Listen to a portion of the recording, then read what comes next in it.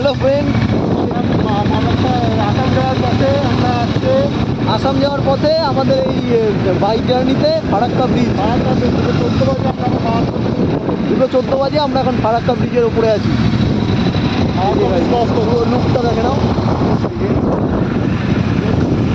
এই যে আমাদের টিম, এই যে আমরা সামনে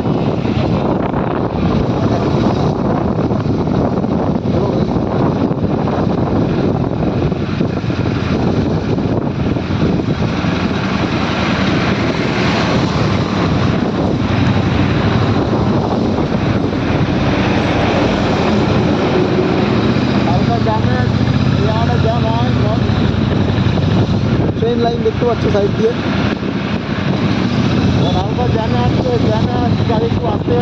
জ্যামে আছি, গাড়ি খুব আসতে যাচ্ছে।